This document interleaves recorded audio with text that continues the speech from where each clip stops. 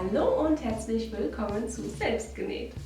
In einem Video, welches ich vor längerer Zeit gemacht habe, über die Singer Overlock aus Lidl für 150 €, wurde ich gefragt, ob ich nicht nach längerer Zeit noch einmal, also nach längerer Testphase, noch einmal ein Video machen könnte über die Maschine. Und genau das mache ich heute auch.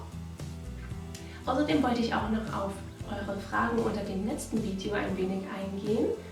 Und falls ihr das Video noch nicht gesehen habt, könnt ihr das hier oben nachholen. Dort seht ihr, wie die Maschine mit Jersey und Baumwolle näht.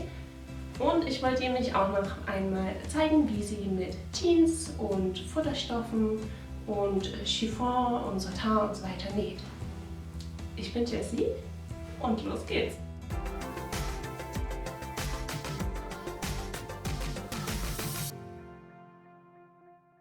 Ich denke, die größte Frage von uns allen ist ja, hält die Maschine dann auch ein bisschen durch? Oder geht sie gleich kaputt? Oder hat man sogar gleich von Anfang an ein Modell, welches irgendwie nicht funktioniert? Daraufhin kann ich nur sagen, falls von Anfang an irgendwelche Makel daran sind, tauscht sie lieber gleich um. Bei manchen fuhr sie gar nicht erst los, also habe ich in den Kommentaren gelesen, dass eventuell auch das Handrad nicht ging und sie eben gar nicht loslegen konnten, weil sie das Pedal gedrückt haben. Jemand kommentierte dann noch, dass er da mal mit Öl rangegangen ist und danach hat sie funktioniert. Allerdings weiß ich nicht, wenn man schon selbst versucht daran rumzubasteln, gut, Ölen ist jetzt wahrscheinlich nicht so dramatisch, ob man dann eben noch die Garantie hat darauf. Deswegen seid da vorsichtig. Falls ihr die ganze Zeit nur Jeans nähen möchtet und das mit Kappnähten und 5-mal Stoff gestapelt, solltet ihr diese Maschine lieber nicht kaufen, denn das verträgt sie nicht so gut. Also man hört schon den Unterschied, wenn sie dann auf diese dicken Nähte eindrischt, sage ich jetzt mal. Also ihr könnt natürlich Jeans damit nähen, aber lieber etwas dünneren und nicht zu stark über die dicken Nähte, also seid da ganz vorsichtig, näht langsam drüber. Ich habe jetzt auch nur diesen dünnen Gurt gerade zu Hause. Da klingt es nicht ganz so schlimm, aber eben bei diesen super steifen macht es lieber nicht zu oft.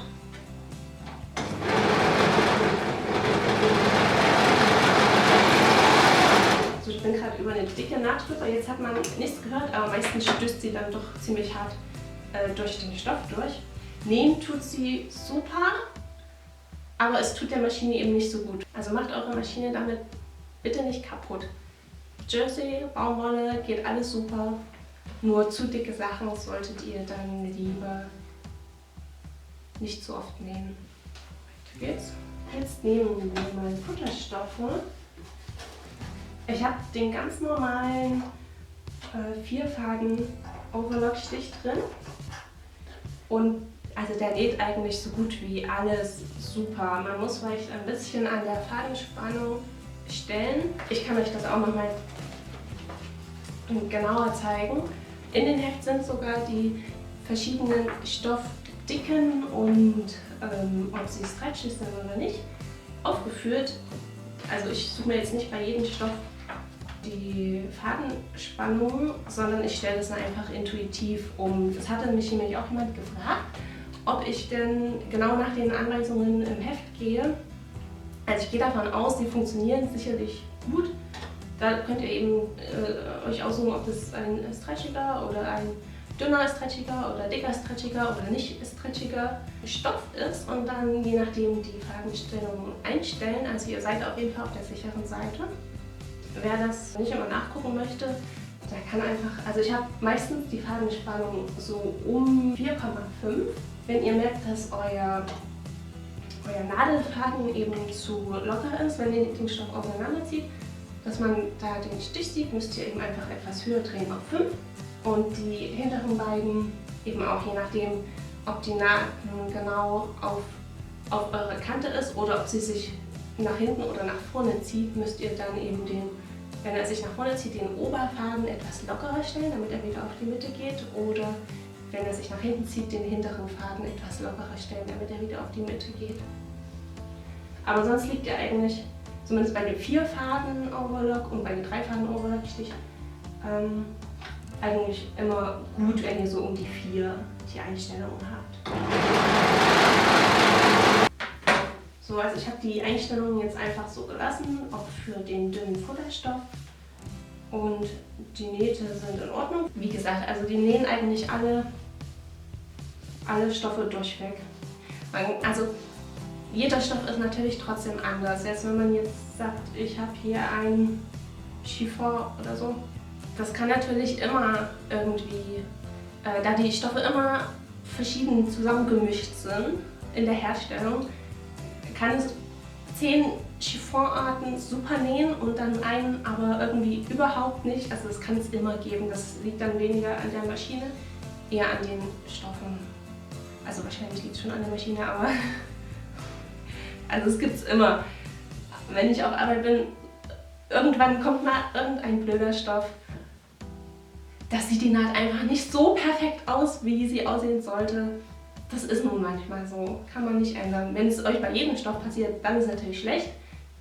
Aber bei den normalen Sachen, also näht sie eigentlich zuverlässig, kann man schon sagen.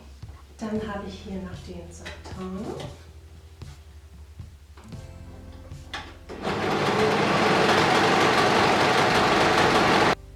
Also das Messer habe ich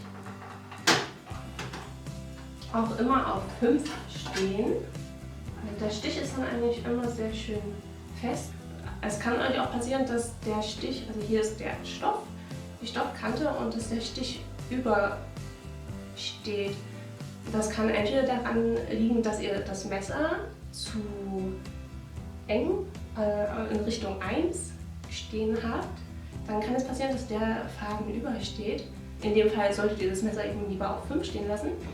Oder falls euer Stich irgendwie total eng und gedrückt aussieht, kann es auch daran liegen, dass ihr den NR-Hebel auf R stehen habt, also praktisch zurückgezogen habt.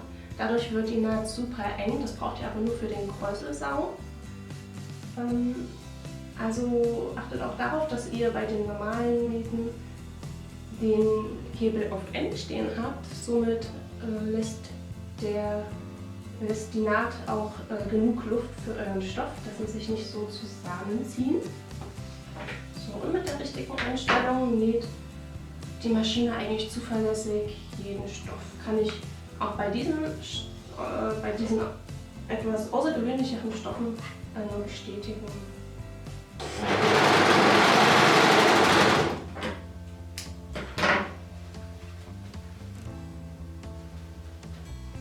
Die Nadelfaden sollte man dann vielleicht noch etwas enger stellen. Ich habe alle Einstellungen auf 4,5, wobei man den Nadelfaden, wenn ich die Stoffe zusammennehme, lieber auf 5 stellen sollte, den Nadelfaden, und die hinteren lasse ich auf 4,5.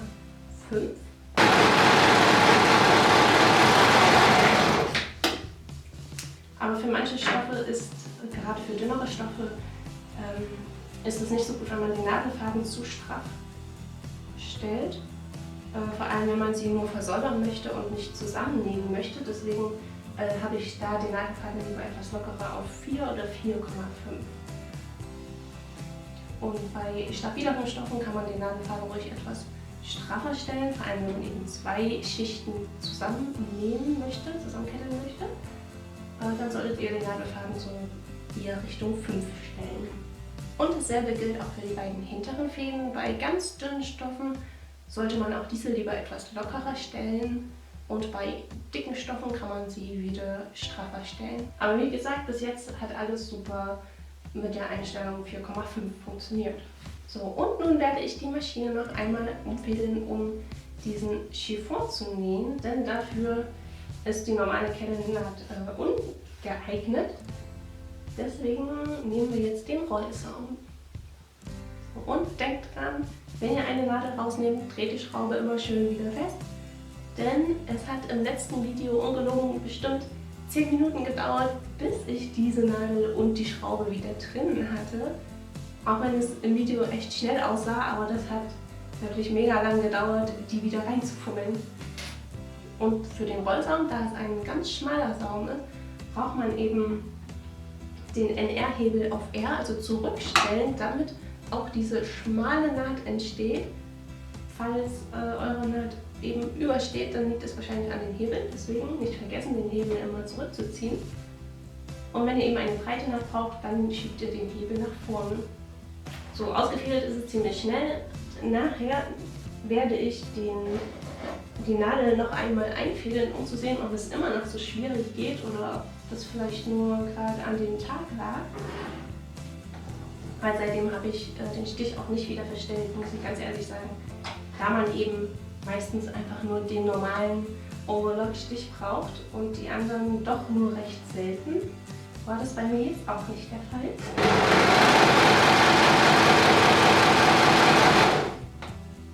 Und ihr seht, ich habe den Stich jetzt auch unverändert.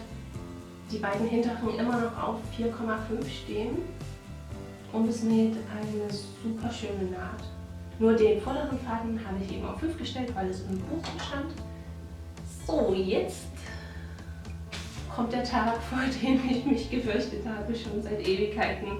Ich versuche diese Nadel wieder auf die linke Seite so reinzudrehen und werde jetzt sehen, ob das funktioniert oder ob ich immer noch dieselben Schwierigkeiten habe, dass sie sich nicht von selbst in die richtige Position schiebt, was sie normalerweise macht, nur eben weil mir diese Schraube rausgefallen ist, tut sie das nicht mehr. So, jetzt teste ich lieber mit der Hand, nicht dass sie irgendwo aufstößt. Okay, also das geht eigentlich wieder. Ich hatte jetzt keine Probleme, dass sie zu weit links oder rechts, also praktisch schräg steht. Jetzt werde ich nochmal die Nähprobe machen, um auch zu sehen, ob es wirklich richtig näht, ob es einen Stich ergibt. Ich habe Angst.